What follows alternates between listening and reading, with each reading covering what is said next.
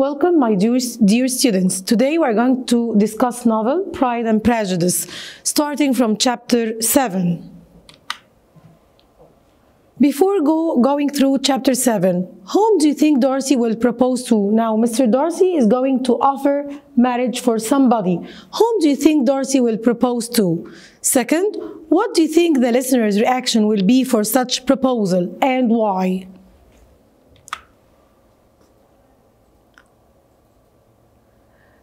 In chapter 7, we see Elizabeth still in Hansford. She was alone. Sitting alone in Collins's house, she was astonished to see Mr. Darcy at the door. He came to visit her. She asked him about the Bingleys and their departure. They also discussed Charlotte's marriage and other issues. Charlotte and her sister Maria were shopping outside, so Elizabeth was alone. When they returned, Darcy excused himself and left. Charlotte told Elizabeth that Darcy must be in love with her, otherwise he wouldn't have visited them in this familiar way. But knowing that Darcy did not talk too much, both Charlotte and Elizabeth were puzzled, and they could only suppose that he had nothing to do better than visiting them. Colonel Fitzwilliam met Elizabeth, and while talking about Darcy and his friend Bingley, Elizabeth discovered that Darcy separated his friend Bingley from her sister Jane. Moreover, he was boasting of his success.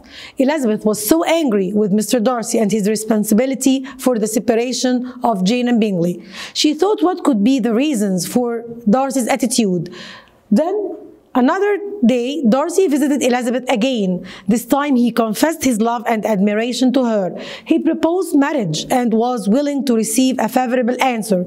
Elizabeth refused Darcy's proposal, stating her reasons, which were his pride since the very beginning, separating Jane and Bingley, and finally destroying Wickham's future.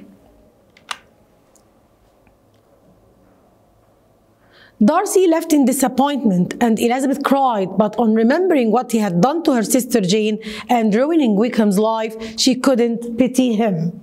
Thank you for attending this chapter.